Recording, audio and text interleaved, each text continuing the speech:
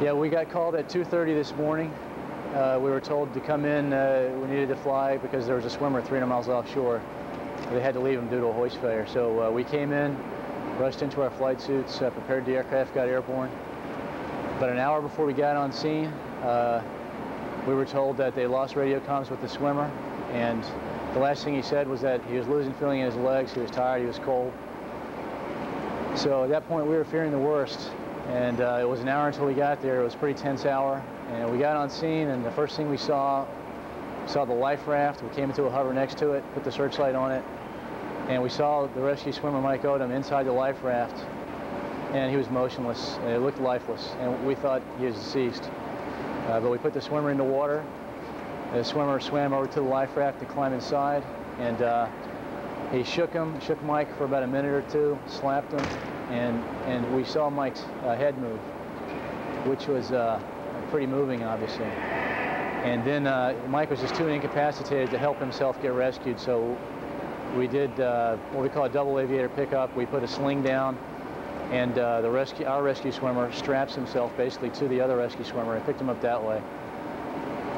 Departed scene immediately. There was a Navy ship 150 miles away, the Ticonderoga, which was real helpful to us. We took Mike Odom there. On the way there, he started to warm up, started to regain consciousness. He was drifting in and out of consciousness. And say again? How did you warm him up? Yeah, we had to basically stripped him down to nothing and then wrapped him up in blankets. Unfortunately, our hypothermia bags were on the other aircraft from the first rescue, so we didn't have any. So we jury-rigged some with blankets, and we kept them warm.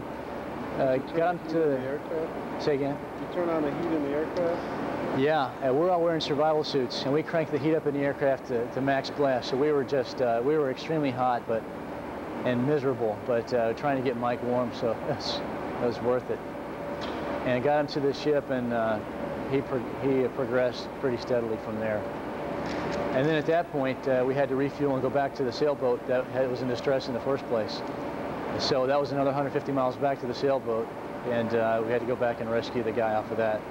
So it was a long night, about 10 hours of flight time in a helicopter, which is enough for anybody. You talked to the master. He told you you wanted to stay with his vessel, or? We got on scene, and they told us they both wanted to get off. We took the first guy off the boat using the rescue swimmer. And then the master changed his mind, decided he wanted to stay with the boat. And we told him that he was proceeding beyond helicopter range from shore, and there would be no chance to pick him up later. It was now or never. And apparently this man had all his life possessions on the boat. He was going back to St. Thomas, which is where he's originally a native from, and he made the decision to press on. So it's his call. We can't force him to get off. We were glad we had the opportunity to get the others off because they feared for their lives. And what will become of him on his voyage, I don't know. I wish him good luck.